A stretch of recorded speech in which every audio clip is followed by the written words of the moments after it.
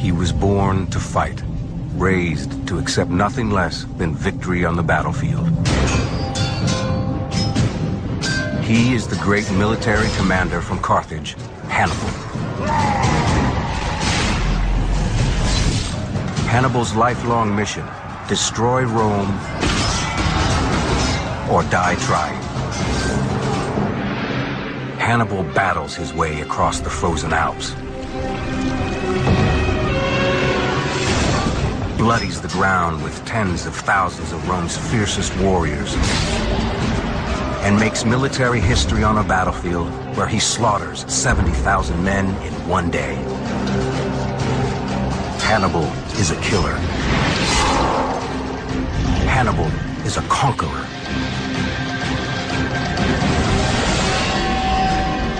Hannibal is the Annihilator.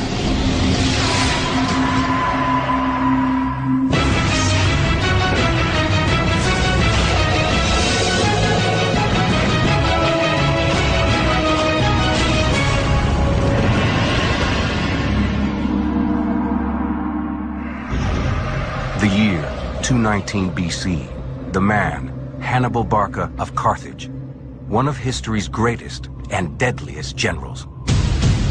Hannibal burns the Roman town of Saguntum to the ground. These smoldering flames are just the initial sparks of the raging inferno that will soon engulf Europe, as Hannibal the Annihilator launches a bloody reign of vengeance aimed to crush mighty Rome. Hannibal's home of Carthage is a commercial beacon on the northern coast of Africa. Their trade and military influence reverberates throughout the Mediterranean. They traded far and wide, as far off to the eastern Mediterranean. There's even some evidence that they traded as far west through the Straits of Gibraltar to England. 400 short miles from Carthage is Rome. Though not yet the colossal empire they will become, their military might threatens Carthaginian commercial dominance in the region. The Romans are very much a warlike imperial people. They're not an empire yet, but you could definitely see this republic starting to expand its borders. It was only a matter of time before Rome and Carthage bumped into one another. Hannibal's personal and brutal destruction of Saguntum is a bloody invitation, hand-delivered to Rome, inviting them to join his deadly game of butchery and annihilation. The siege of Saguntum lasted 8 months, as far as we know.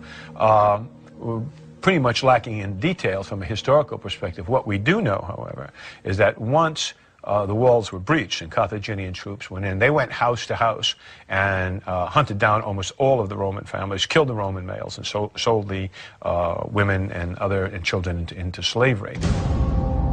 Through the smoke and stench of scorched earth and torched Roman corpses comes Rome's response: capture Hannibal and crucify him. It's a very famous scene by the Greek historian Polybius, where the Roman ambassador grabs his toga, a fold in each hand, and says, "Rome offers you peace or war. Choose, it matters not to Rome." Hannibal and the Carthaginians gladly choose to fight. It is war, the seeds of which were planted nearly half a century earlier. Then, Carthage and Rome bloodied the Mediterranean Sea in what is called the First Punic War, named for the Latin term for Carthage, Punica. 400,000 casualties, almost 15% of the military manpower of the entire country of Italy was lost in that war. It was a terribly bloody war. The war eventually ends in a military draw, but for Carthage, the peace treaty is especially costly. Part of the deal they make with Rome is that Carthage will limit their navy to 100 ships. This is pretty crippling to an empire that was a naval and commercial trading power. With most of their commercial fleet gone and their pockets empty, Carthage uses its military power to exploit the riches of Spain. Turns out that Spain's got vast silver mines, and the Carthaginians quickly gain a hold on them and amass a fortune. They decide to build up their land defenses instead of their navy, which had been pretty much depleted in the First Punic War. Hannibal's father, Hamilcar Barca, one of Carthage's most accomplished and battle-hardened men, leads the army into Spain. Now, Hamilcar Barca is the founder of a great military dynasty in Carthage called the Barcids, after the name Barca. and he really hated the Romans. Young Hannibal is immersed in a violent and bloody world as he watches his father, teacher, and role model engage in fiercely brutal combat. Hannibal is only 9 when Hamilcar takes over Spain, so he essentially grows up on the battlefield. Hamilcar provides young Hannibal with a hands-on education in brutality and warfare. So by the time he's 19, his whole life has been in a military camp, and here he watches his father and other general officers and learns how to command men. Hannibal learns that to build an army of loyal fighters willing to march by his side into the horrors of war, he must sometimes punish his own. If a Carthaginian officer fails in battle, he is crucified in the public square. Carthaginian rule in Spain is downright cruel. It's based on fire, sword, and crucifixion. But Hannibal also motivates his men by sleeping where they sleep, eating what they eat, and fighting where they fight. They obediently follow his words, his sword, and his deep-seated desire for revenge against Rome, which he inherits from his father. But Hamilcar will never taste revenge. In 228 BC, he dies suddenly, some say assassinated. His place is taken by his son-in-law, called Hasdrubal the Splendid, who continues on again for about another 6 years, building Carthaginian power, increasing its scope, and then finally he's assassinated too. And there's some question historically of whether or not Hannibal had a hand in this. It is finally Hannibal's hour. He is only 26 years old, but commands the entire Carthaginian army. But he is fierce, battle-tested, and driven.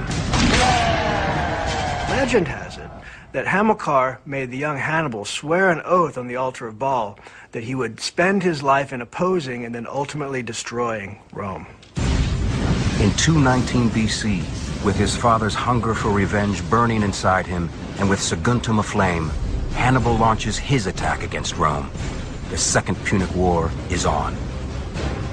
Hannibal amasses a strike force of about 50,000 soldiers.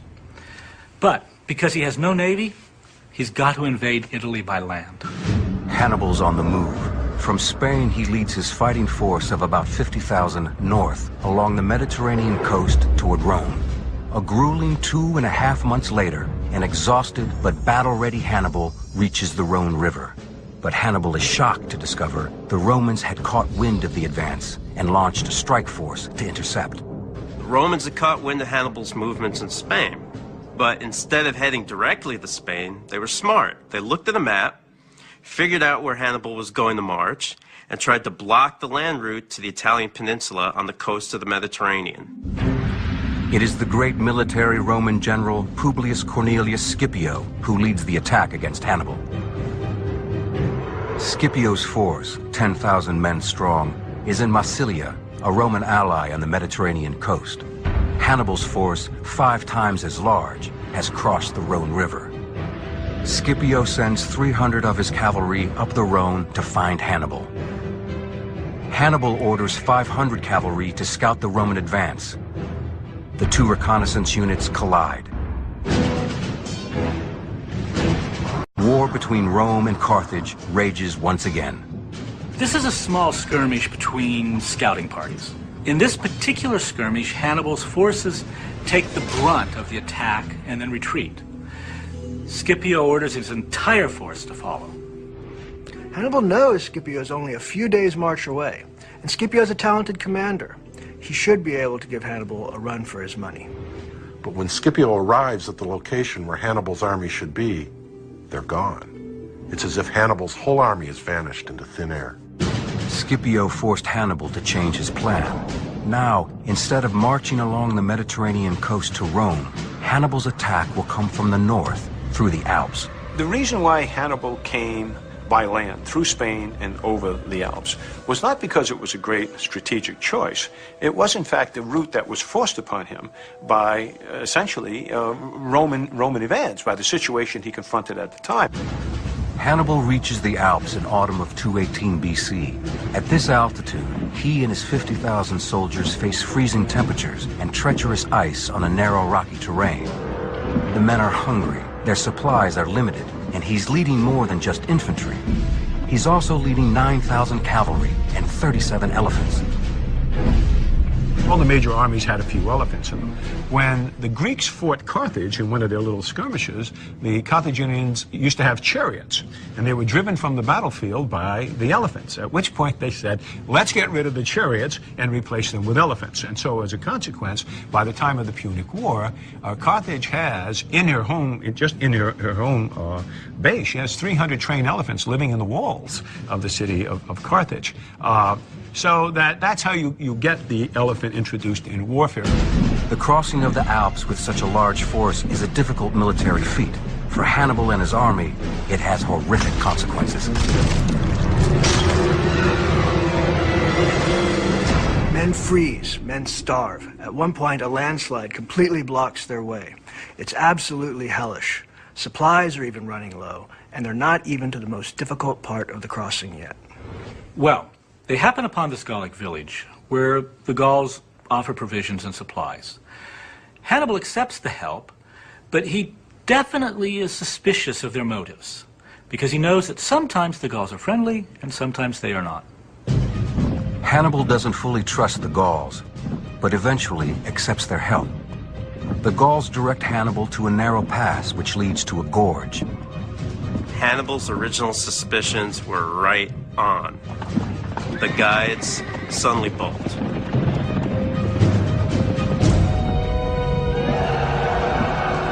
It's a trap.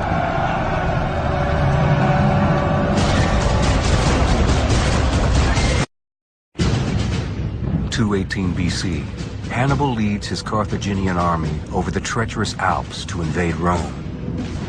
Along the way, marauding Gauls ambush Hannibal with a barrage of boulders and arrow fire.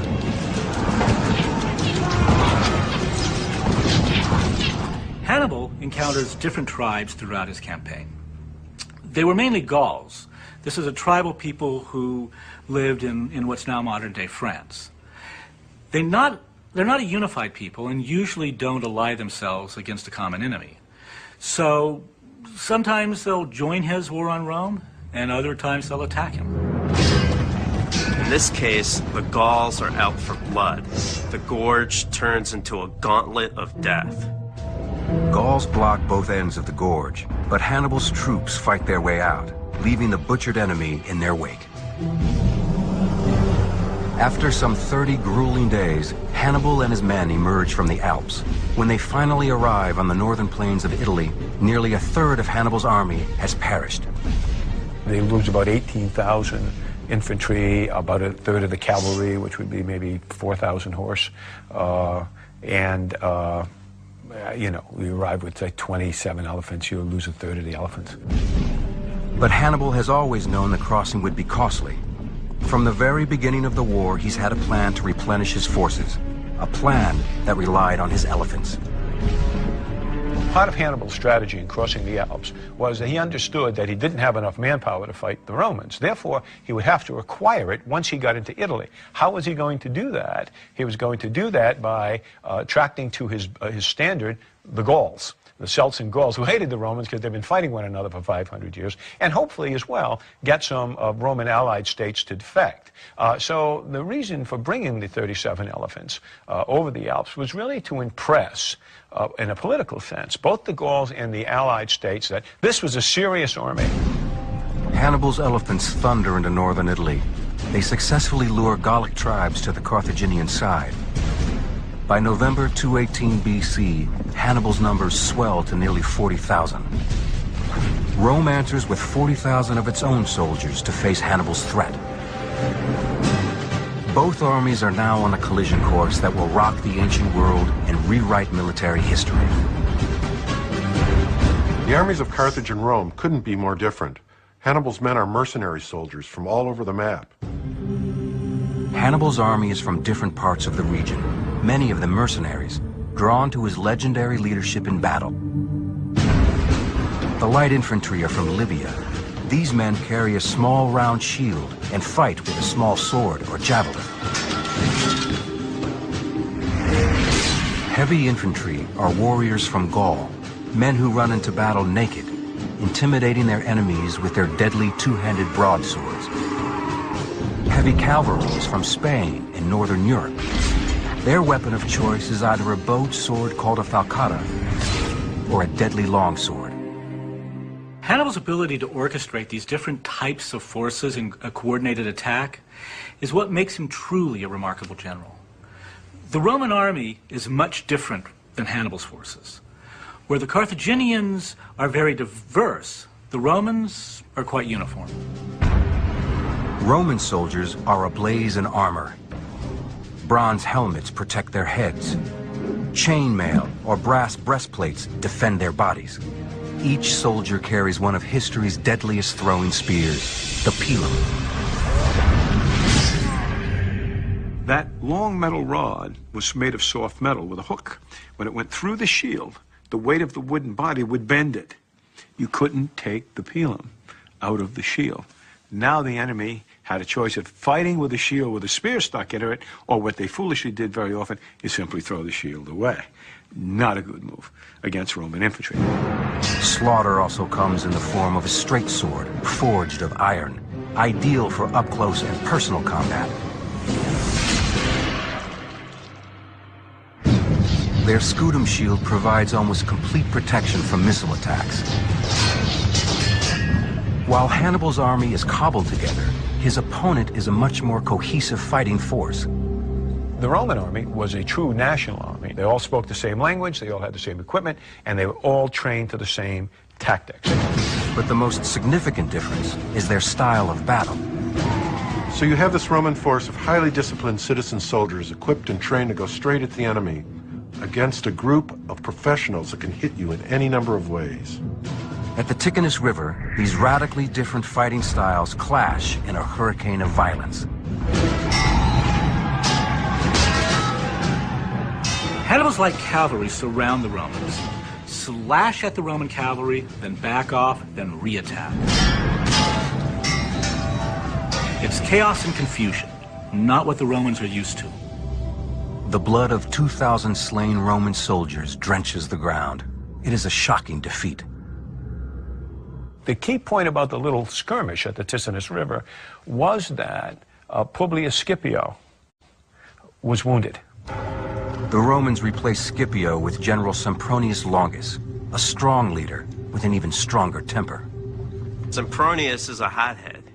He's desperate for glory, and his one-year term as army commander is almost up. He's champing at the bit to fight, and Hannibal knows it. Some evidence of Hannibal's brilliance as a military commander was the fact that he studied his adversaries closely. Now, where he got this information isn't clear. Surely the number of Roman commanders was relatively small, and so they would have been well known. But also my guess is that the truly excellent Carthaginian intelligence may have been at work here, so that whenever he was prepared for a battle, he knew who was in command on the other side, and he studied him closely, knew for his strengths and weaknesses. And in the case of Sempronius, he knew Sempronius well. He knew he was a hothead, and he played him like a fiddle. The two enemy armies camp on opposite sides of the Trebia River, about 70 short yards apart. It's not much of an obstacle in a physical sense, but it can become an obstacle when you realize that if you have to cross it, it's November, it's gray, and it's snowing. And so that's going to be, any army that tries to cross that river under those conditions is going to suffer somewhat. Hannibal's strategy? Take advantage of the frigid temperatures, the Roman commander's fiery temper, and use the element of surprise. He sends 2,000 or 3,000 cavalry in the early morning dawn across the river to attack the Roman camp. The Romans are shocked awake. They stumble around the cold with no food. The Roman general Sempronius is furious. He orders the men to cross the river and attack, so they plunge into the icy water to chase Hannibal's men. Not the best way to start your day. 40,000 Roman infantry and 4,000 cavalry cross the river. They line up for battle in a formation called a legio, made up of several maniples. Maniple literally means a handful of men. Each maniple consists of about 120 soldiers. The Romans arrange themselves in a checkerboard configuration. This is a force specifically designed to move forward and crush its enemy. But Hannibal has his own crushing machines. Pachyderms, the heavy tanks of the Carthaginian army. They charge at the flanks of the Roman cavalry. Nearly impervious to spears, the elephant's earth-shaking assault scatters the allied horsemen in sheer terror. Hannibal's cavalry, 10,000 strong, far outnumbers the Romans. His Numidian cavalry is so fast and agile that they appear to be everywhere at once. Hannibal's heavy Spanish and Celtic cavalry slam with such force they demolish what's left of the Roman cavalry. Hannibal's Carthaginian cavalry turns inward and smashes the Roman flanks. Hannibal surrounds the Romans on 3 sides, but he is not done yet.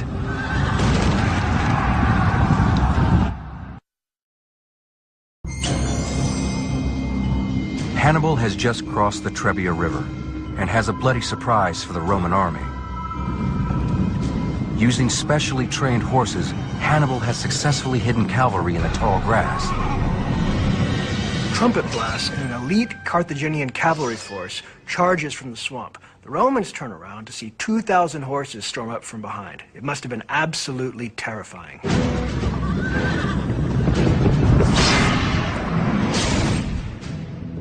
The Carthaginian cavalry blindsides the Romans, who are then pushed back toward the river and cut down mercilessly. Of the 40,000 men, Roman and allies, that took the field that day, 30,000 died. 30,000 met their deaths on the bank of the Trebia River. It was the worst defeat that the Romans had suffered since the defeat against the Gauls 125 years earlier. The Battle of the Trebia is an absolutely classic example of how to use tactical surprise at a key moment in the battle. The result was complete slaughter. Hannibal does suffer losses at Trebia. All but one of his elephants die of starvation or exhaustion. He rides the lone survivor named Sirius. The horror of Trebia spurs the Roman Senate to raise 4 new legions, 20,000 men.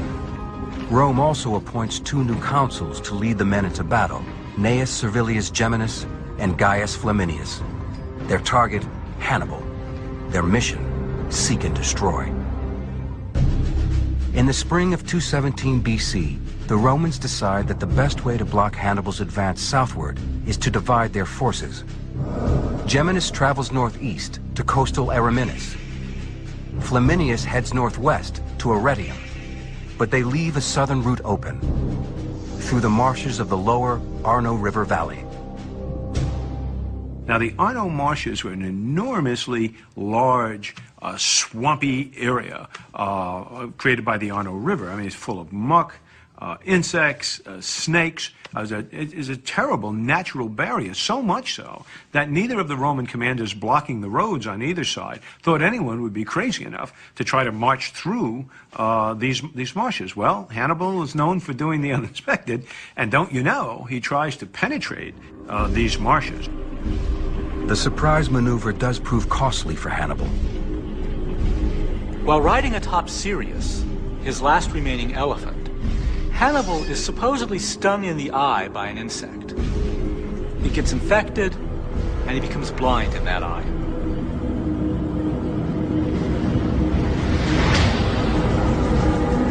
But Hannibal remains unstoppable. He slips through the 2 Roman forces and arrives at Tuscany, a Roman ally, and torches the landscape. Hannibal starts burning the Tuscan plain. Houses, towns, slaughtering animals, chopping down trees. Hannibal's plan, destroy the area and infuriate the Roman general Flaminius, who watches the devastation from the city walls of Arretium. And Flaminius is just horrified by it. He's horrified not only so much that this area is being destroyed, but he knows what Hannibal is doing. Instead of attacking Flaminius inside the city walls, Hannibal is sending a message to other Roman allies. And what Hannibal is saying to that ally is, if you stay with Rome, this is what you can expect. He's trying to woo that ally away. And Flaminius also knows that it's a sign of Roman weakness that you cannot stop this. Hannibal knows his enemy well and wants to lure Flaminius onto the battlefield. Why? That's his plan. Destroy as many Roman armies, kill as many Romans as you can until the Roman Senate tires of war and sues for peace. You can't do that with siege warfare. You've got to draw the enemy out into battle.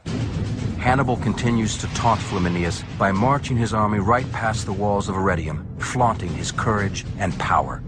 Hannibal is just far enough away to tease Flaminius. He's really saying, come on, if you've got any courage, you'll leave your little protective fort and come and fight like a man. Finally, Flaminius takes the bait. Hannibal leads Flaminius on a wild chase across Tuscany. He stays a day or two ahead, which allows him to survey the terrain and pick the most advantageous place to fight. Moving quickly, Hannibal and his 30,000 men race past the small village of Pasignano into a hilly forest along Lake Trasimene. Flaminius is in hot pursuit. The road leads Hannibal, now on horseback, through what's known as a defile, a narrow passage between the mountains and the lake's shoreline. By now, all of Hannibal's elephants are dead. And as he marches into this defile, this narrow passage between the cliffs and the lake, he becomes immediately aware of the landscape's tactical advantages. Hannibal has discovered the perfect location for his next battle. It comes with its own natural advantage. In the morning, a thick fog comes off the lake and obscures the entire valley. It's made-to-order camouflage. Hannibal orders some of his men to camp at the far end of the valley, in plain view of all who pass through the defile. We're told that Hannibal sends scouts far ahead into the hills to light campfires. He wants to convince the Romans that he's farther away than he actually is.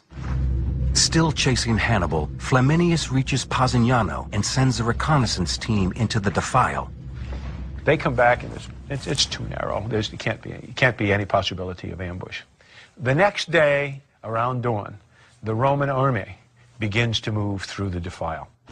As Flaminius reaches the valley, the eerie lake fog rolls in once again.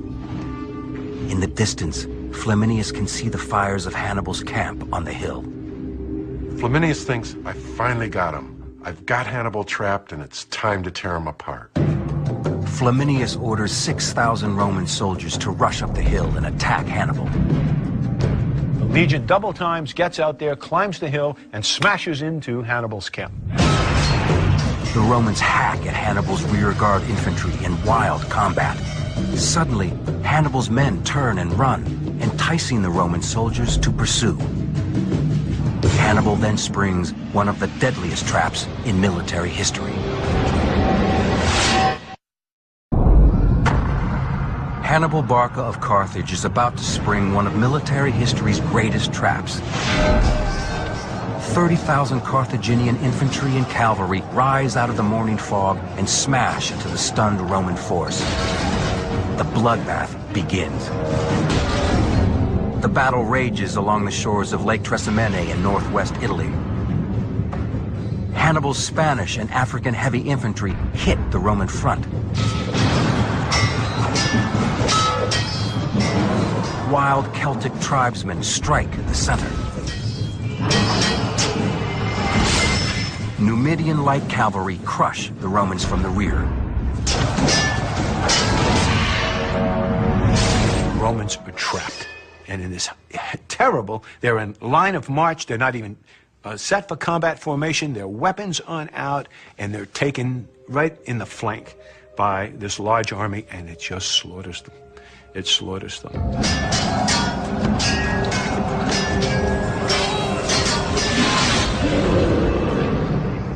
Hannibal makes two big gambles at Trasimene. First is that the fog will return to hide his 30,000 men in the hills. Second, that Flaminius will jump at his decoy camp. And he wins both bets.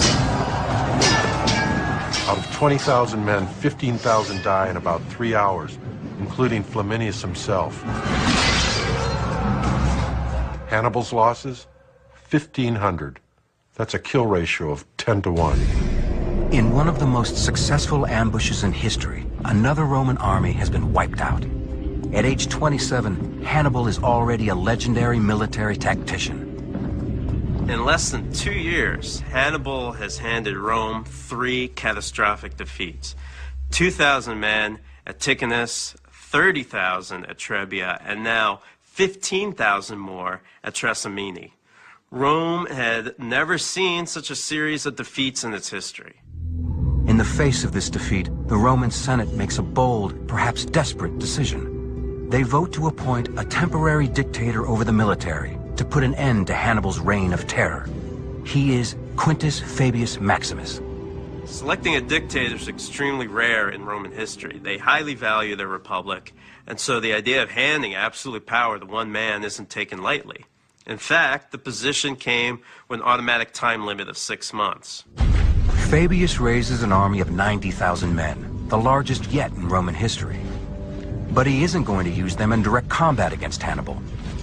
Fabius is an excellent strategic thinker.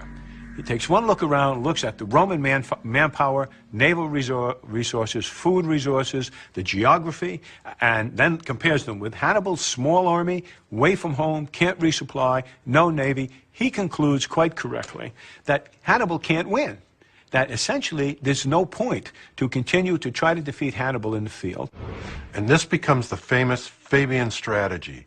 Do not engage the enemy in head-to-head battle. Harass him. When he sends foraging teams to look for food, kill them. If anybody provides sanctuary in a small town, burn the place down. Fabius's strategy leaves Hannibal and his men hungry and tired. They are constantly hunted and harassed and never able to resupply. Fabius' strategies were not only good, they were exactly the strategy that Rome needed to stop a man like Hannibal, whose whole tactical and strategic vision was based on fighting battles. To have a strategy that's battle-centric, you have to have an enemy who obliges. By refusing to give battle, Fabius denied Hannibal to fight the war that he wanted to fight. This is a strategy that would work, but the problem is, like all strategy, it depends on political will. It depends on the political will of the Senate to essentially continue the Fabian strategy perhaps for 3, 4, 5 years. Well, what happens is, this is not the Roman way. Despite the strategy's success so far, the impatient Roman Senate forces Fabius to resign after 6 months. They return to their more typical mode of government with the election of 2 civilian co-consuls. Paulus and Varro are chosen and directed to defeat Hannibal as quickly as possible. Varro wants to fight Hannibal in an all-out war. Paulus, however, does not want to be lured into battle. This is problematic because there's a combination of 2 Roman armies. The 2 co-consuls, Paulus and Varro, trade off command every other day. It may sound insane, but one day Paulus was the supreme commander, the next day Varro.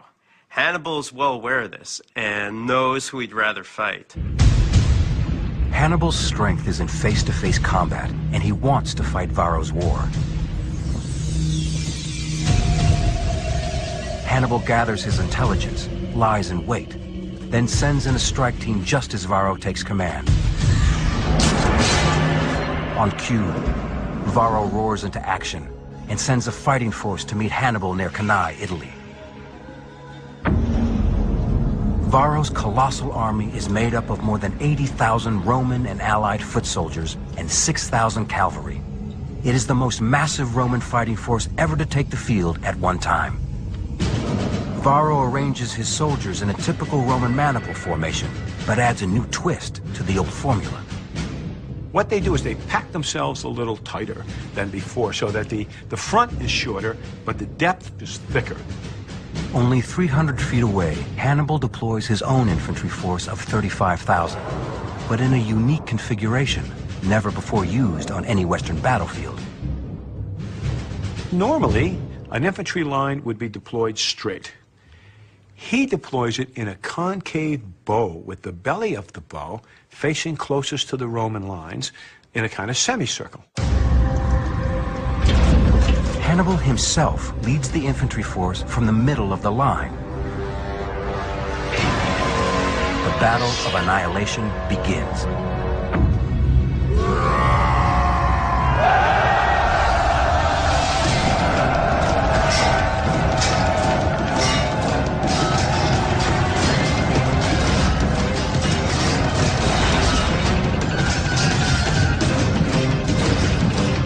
infantry battle is fierce. But it's the Carthaginian cavalry that scores the first punishing blow.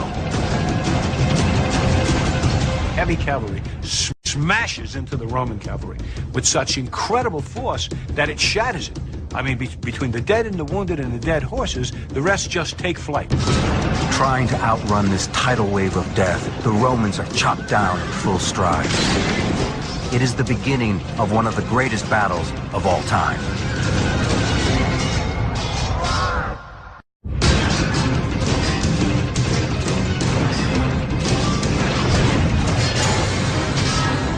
It's the Second Punic War between Carthage and Rome. Two great armies slaughter each other on the plains of Cannae, battling over who will control the entire Mediterranean region.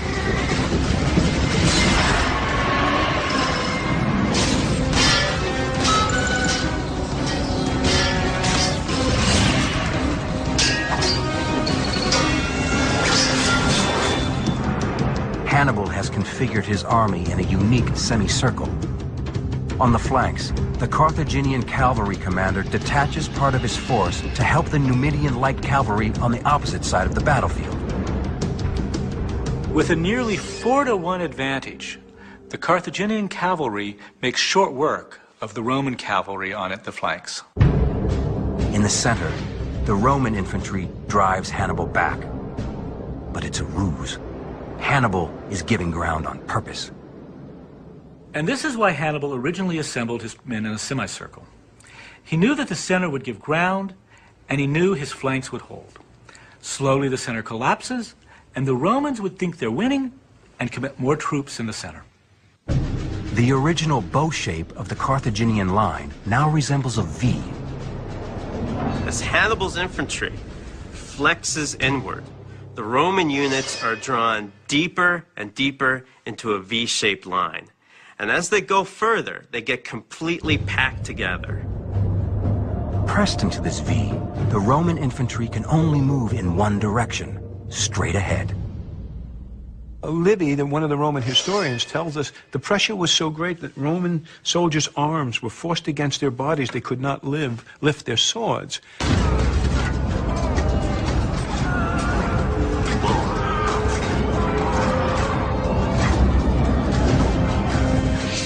On Hannibal's signal, the African phalanxes turn in toward the middle and crush the Romans from the sides.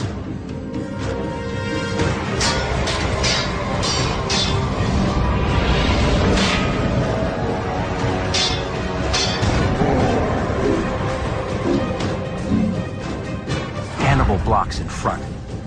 The African infantry squeezes the side. Hannibal's older brother, Hasdrubal, uses cavalry to slash from behind.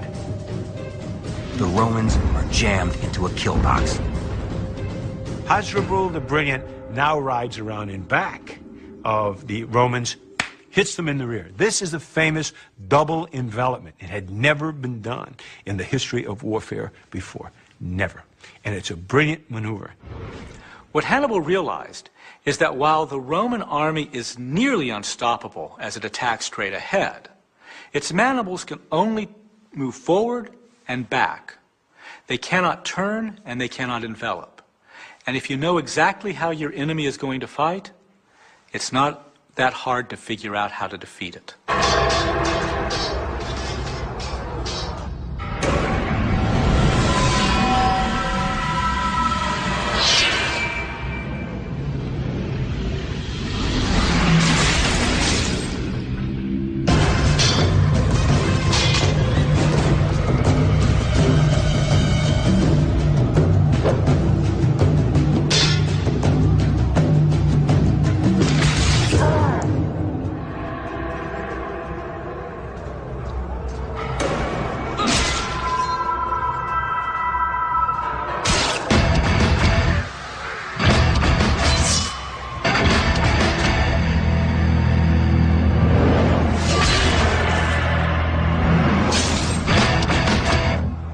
By the time the sun sets, Hannibal has slaughtered an unbelievable number of Romans.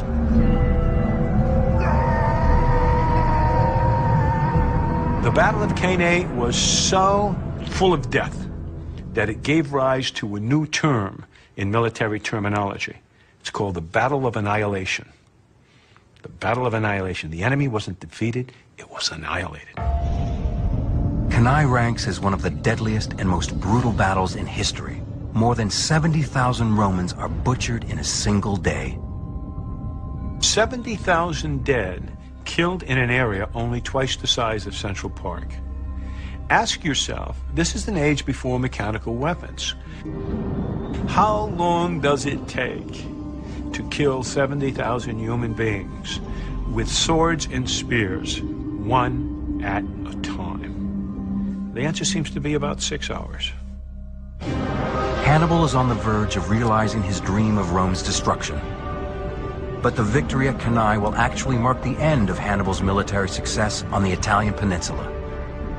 After the battle, the commander of the Numidian cavalry, Maharbal, urges Hannibal to march immediately on Rome. But Hannibal refuses. This leads Maharbal to exclaim, "Hannibal, you know how to conquer, but you do not know how to use your victories." Hannibal might believe that Rome will finally bow before him and surrender after their devastating defeat. Or maybe he realizes a siege of Rome will be impossible to maintain without reinforcements and supplies. Cannae is about 260 miles away from Rome, so he gets close, but not close enough. Whatever the reason, the destruction at Cannae is the closest Hannibal ever gets to fulfilling the blood oath of revenge he made to his father. Hannibal does try to negotiate a peace deal with the Romans after Cannae, but the Romans refuse. In fact, the Romans actually outlaw the word peace. No citizen could ever consider it out loud. Ultimately, the Romans decide to return to the Fabian strategy of containment. Instead of trying to beat Hannibal on the battlefield, they will try to outlast him. Think about this for a minute. Rome, with all their imperial destructive ways, says, you know what? We can't beat this guy. We can only harass him. We can only contain him. Hannibal was able to get many of the southern Italian towns to defect to him, so he was able to live off the land. But try as he might, he can never fulfill his oath to his father. He never burns Rome to the ground. For all his triumphs on the battlefield, Hannibal's campaign must be seen as a failure. He eventually abandons his quest to destroy Rome and sails back to Carthage. If you want to think about a more modern example, you could look at Robert E. Lee. During the American Civil War, Lee won nearly every one of his battles, but ultimately lost the war. No matter how many battles you win, the ultimate goal of a battle is a means to an end, to win the war strategically. From that perspective, Hannibal's campaigns were a failure. The individual battles were victorious, but the strategy of bringing Rome to heel and making it sign a peace treaty, it failed.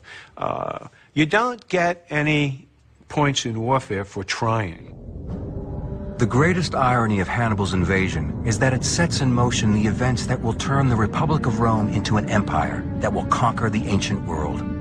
Had there been no Hannibal, had there been no Second Punic War, there's no reason to suspect that Rome would ever have expanded to the degree that it did. Hannibal's tactics and stealth, his bloodlust and determination, his savagery and genius are all taught to modern military commanders throughout the world. But the greatest lesson might be that while Hannibal could annihilate the armies of Rome, he could not ultimately destroy Rome.